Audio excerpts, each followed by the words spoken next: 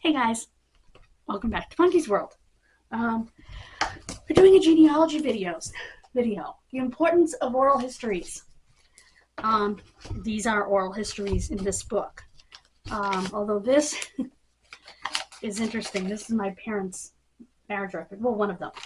This is from the actual justice of the peace. The second page is blank.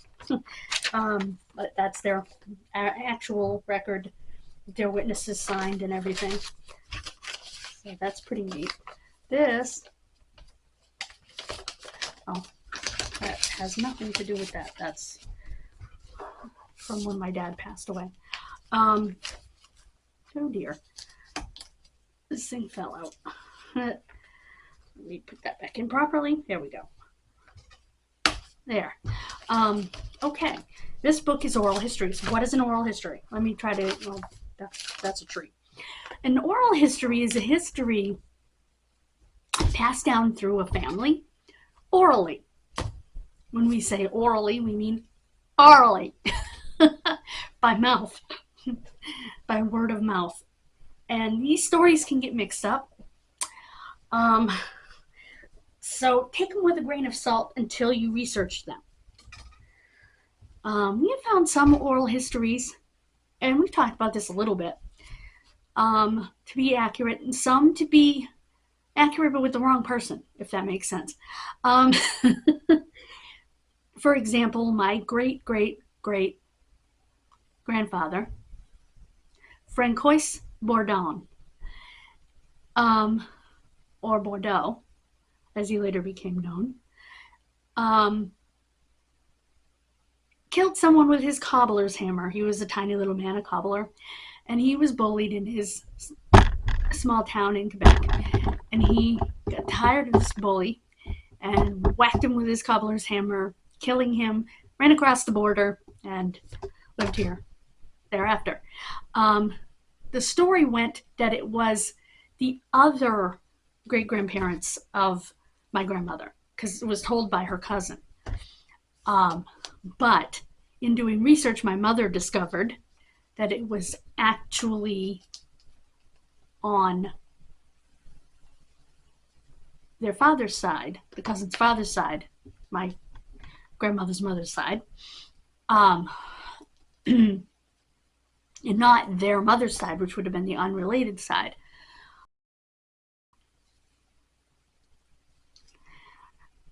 I know my mother had it written down somewhere, and I wish I had it, but I don't. Another thing you might find, as far as oral histories go, are things like this that you'll find on Ancestry. They're just little write-ups that people do. And people do them from the best of, great-grandma's recollection, And, oh, I don't want to put that in there. That doesn't go there. To the best of great-grandma's recollection, So you have to be careful with those. This is just a history of Enfield, Mass. Again, an oral history. There are some other stuff in here. Okay, this is the history of Paul Vachon in Canada. Again, we were talking about that in a wrestling video. Pretty sure, well, a genealogy video. I'm pretty sure that that is my relation to the wrestling Vachon family, the Butcher and the Mad Dog. I'm almost certainly related to them. Based on geography alone and the fact that I go back to the Vachon line, it's going to be a way back. But it is a relation. Based on, like I said, the geography and the fact that go back to that family name, and these French groups tended to stay together. So, yeah. My father would have said, no. Because he didn't understand how it worked, This is my Lehman family. And in these genealogies, by the way, man, that stinks of cigarette smoke. Yuck. You will find little bits of oral history. But anyway, Joseph Giroux. This is when he went off to Thunder Bay, which is in Ontario, by the way, in case you're not familiar.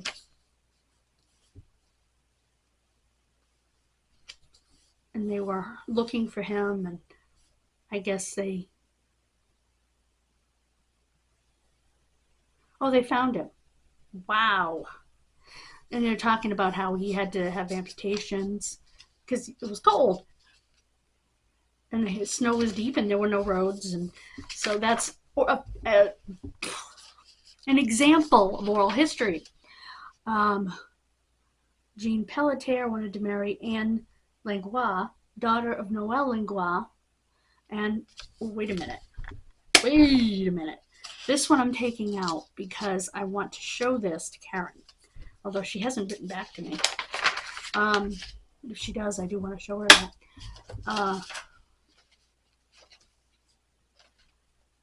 I will try to, you know what I'll do? I'll scan it, I think. No, I'll get a picture of it.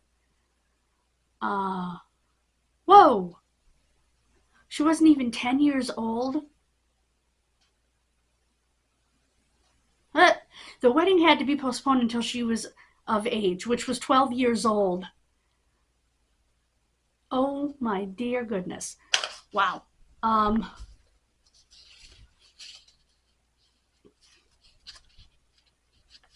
This is about Hector Acart. Coburn family. The Cox family. I have that in so many places, and this is more from Scio Mom, and this is stuff that she knows. It's oral history, but stuff she knows. This is another example of a kind of oral history. This is handwritten oral history, which is wonderful to have. I guess it's written history, but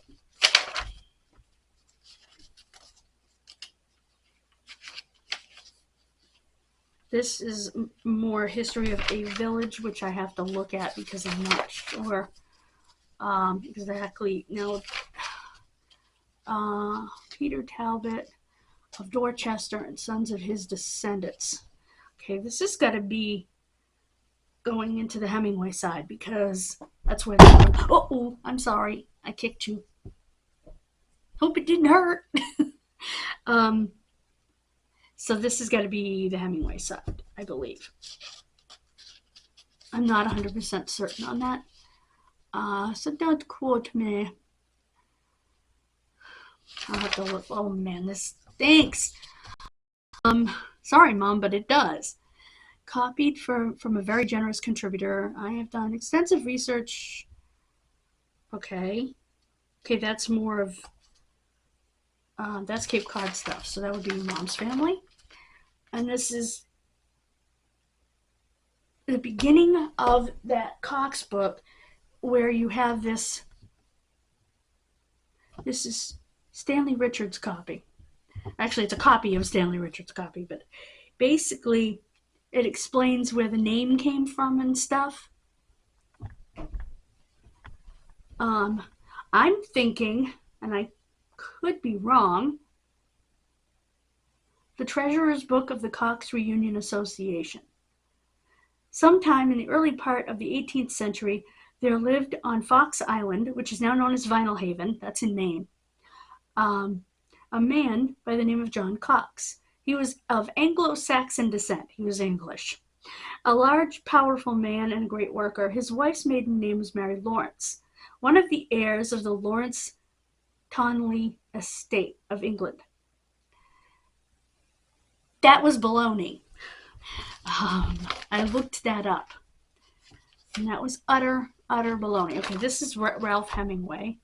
I'm not on this side. This is up here from Quebec, but this page is Hemingway, and we have Bourdon's here. I have a lot of French here. I hate putting the French into the computer because I hate trying to spell it. Stinky. Okay. This is a family wedding picture. They were married for over 47 years. and the best man and stuff were family members as well.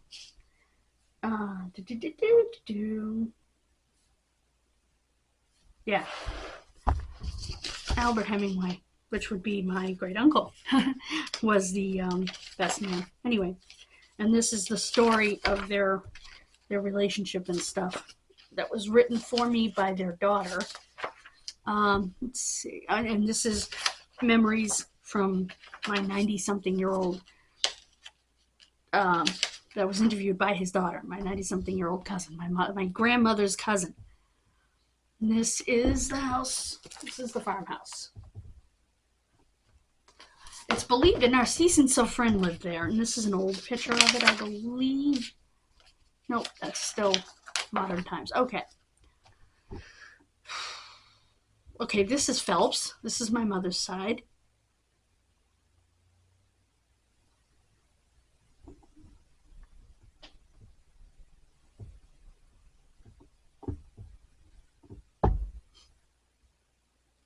That's funny. According to Styles' History of Windsor, he was the son of Joseph and Rebecca North Phelps, son of Joseph and Mary Collins Phelps, son of Joseph and Hannah Newton Phelps, son of William Phelps, who settled in Windsor. This must be Maine? Because it ain't Connecticut. I have this guy in my genealogy anyway.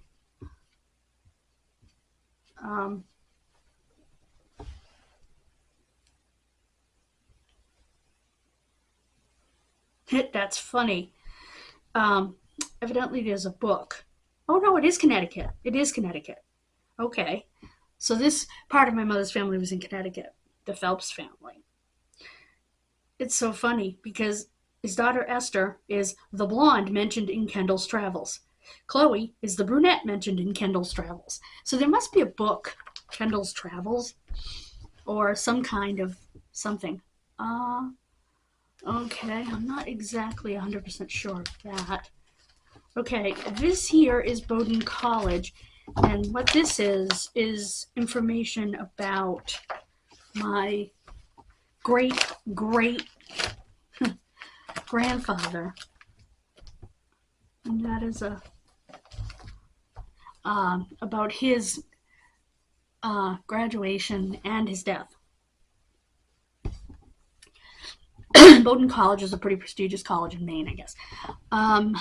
Okay, this is July 18th, 1958. And it's a letter.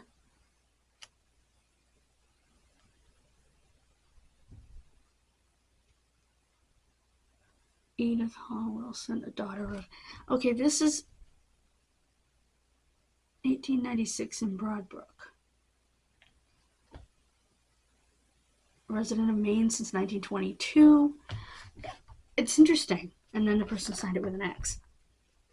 I'm not 100% sure who had written this originally because it's a printed copy from his military record, but it's so interesting. And it just gives you an overview. Here's some more examples of oral histories. These are... This is actually...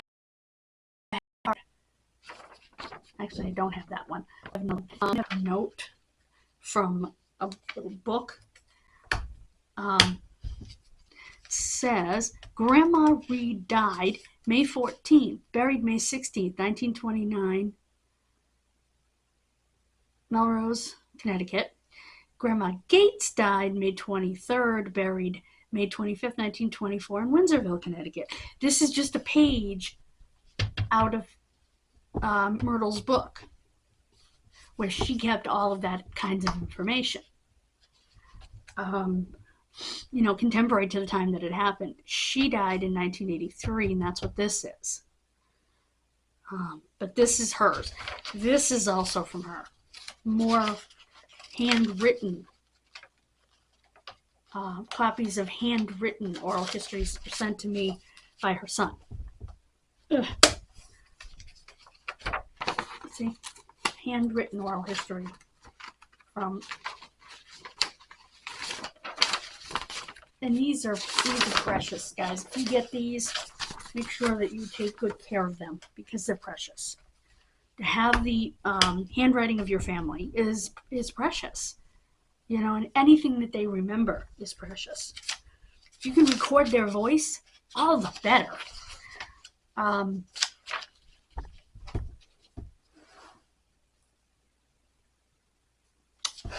You know, let's see. Remember the holders. Not sure about that.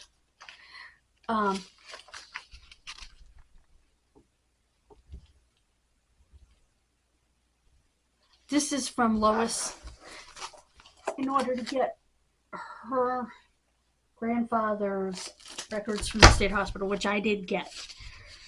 That was sent to me along with the records, which I shared with Lois, of course. This is Cox, Dyer. Okay, Farrington. Okay, this is census records. I don't know whose handwriting this is, however. Ooh, my belly hurts. Okay. Albertus Courier.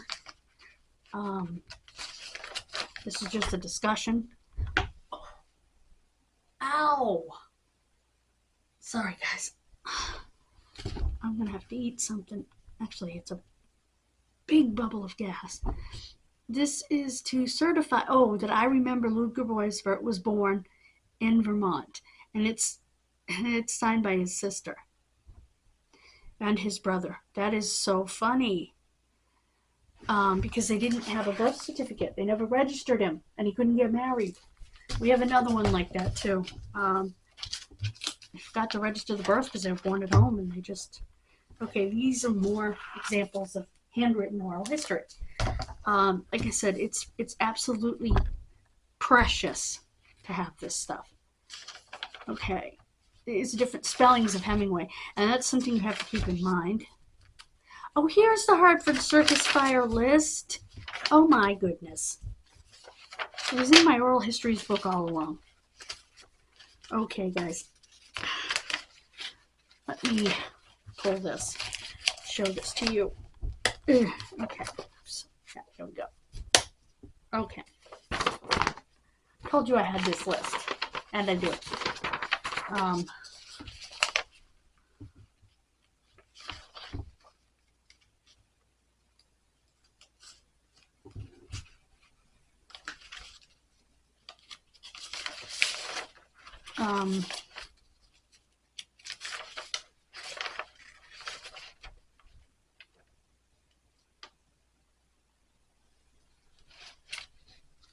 Okay, what I want to see, what I want to see is Raymond here.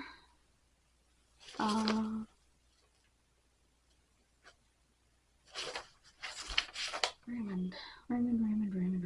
There's Anne.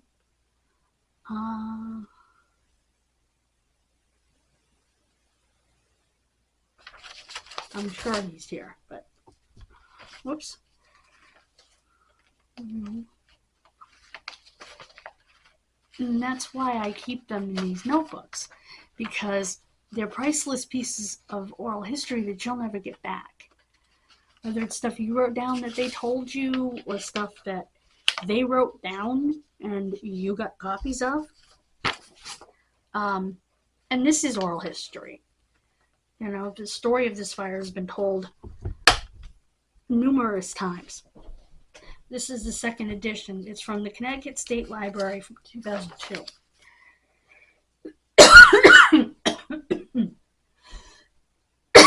It was sent to us in the mail. Oh my goodness, I am so sorry. Okay, that's the Cargill family. That's on Mom's side too. Babin Dit LaCroix. Yep, Babin, that's Dad's. Or Deet LaCroix. So that is why I keep a folder or a binder of oral histories, because you want to keep them together.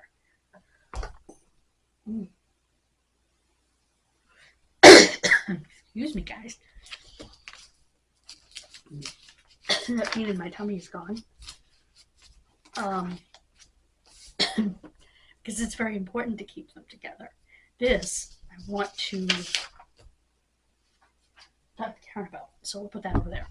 It'll go back in here when I'm done. So yeah.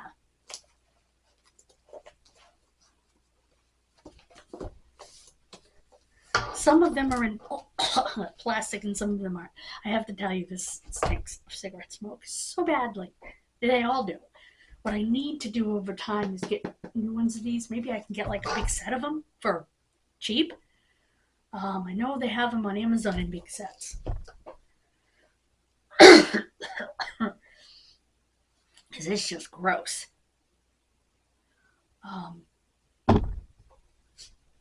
And the paper stinks, but there's nothing you can do about that. I mean, I saw a thing where you could do something to make the paper not stink, but yeah, it would end up destroyed. So we won't be doing that. But at least getting rid of the notebooks will help that a little bit.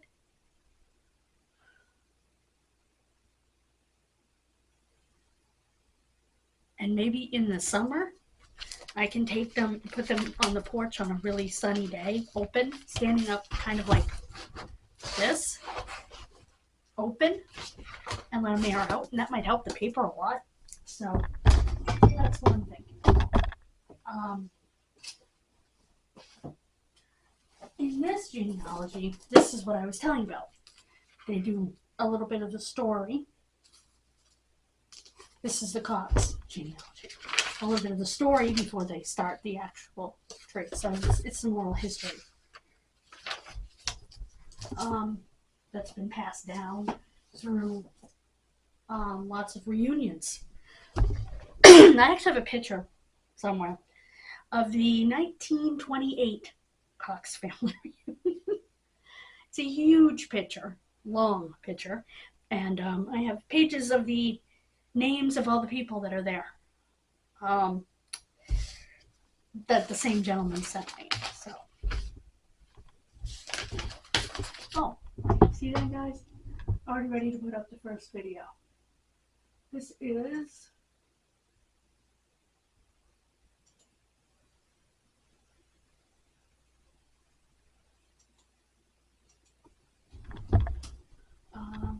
what should we call this? My MORNING. My morning. Into videos, and I'm going to go over here and get it started for us, guys.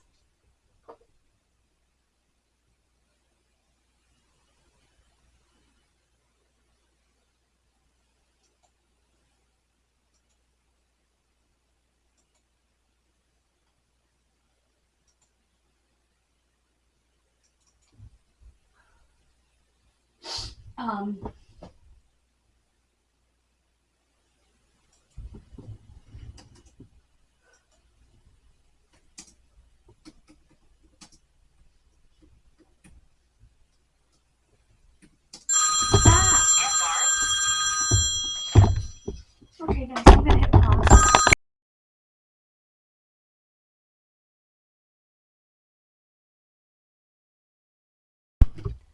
Hey guys, I'm back. Appropriately enough for genealogy, that was my aunt.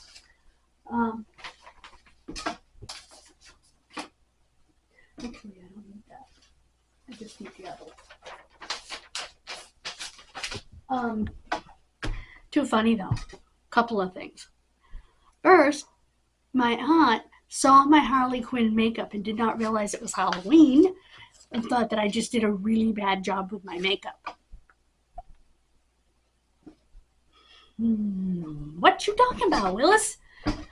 I don't even know what to say. And my Auntie Edie did say, yeah, sure it wasn't for Halloween. So, yeah, that was funny. when she told me that. We laughed so hard.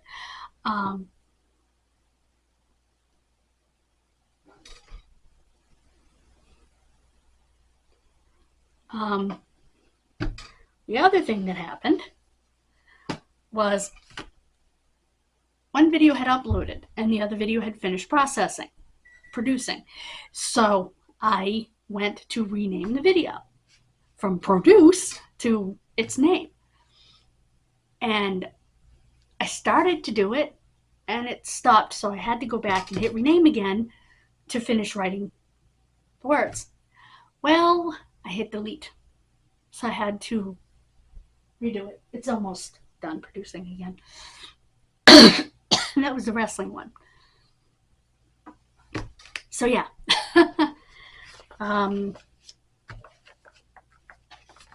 And I also discussed with my aunt, while we talked about family history and history, that game from the 1930s. I'm going to see if the Historical Society would be interested in taking that.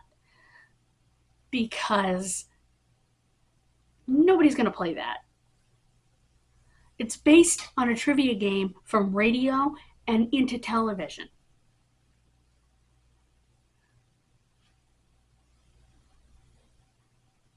From the 30s. Therefore, there's no one alive that would know the answers. Well, I can't say no one, but not a lot of people are around that study that era in terms of trivia, you know, radio and early television trivia. I mean, some people could do it. My friend Candy could probably do it. But it shouldn't be played anyway because it's so old. And it's in perfect condition inside. You saw that. So I'm going to talk to them on Tuesday. I'll let you know what they say about potentially donating it. And this is all history, so this is all good. I'll also let you know. Oh.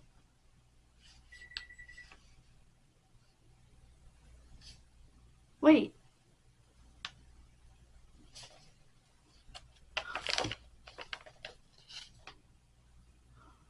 It's Wednesday, November 16th at 7 p.m. that is this meeting, so I gotta go fix that. Glad I looked at it. So yeah, I will be doing that. I'm gonna read this while I'm watching TV. My lunch just beeped. I don't know if you heard it. I had to scrub my microwave first because I exploded pasta sauce in it the other night.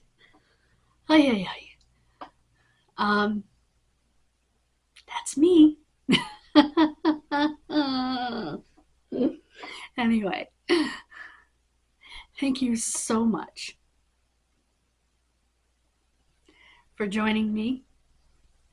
Please click that subscribe button. Click like if you enjoyed the video. Remember that you can customize your notifications.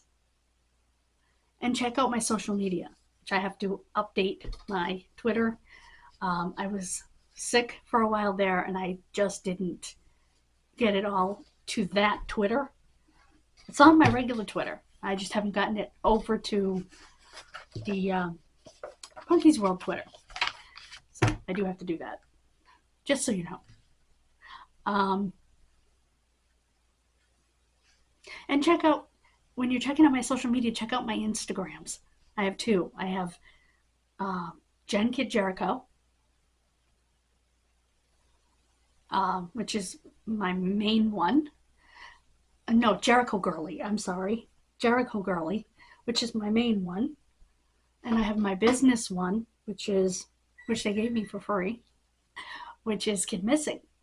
So check both of those out. Like tonight, I will put the poster for tomorrow's Kid Missing on the Kid Missing one. Try to do it the night before I post. And if I post something else, I will put it on probably after I post it.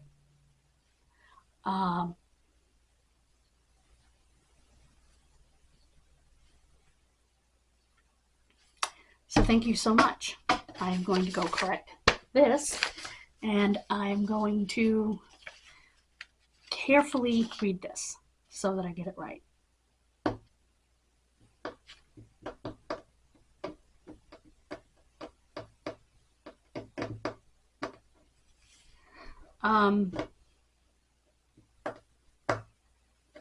So thank you.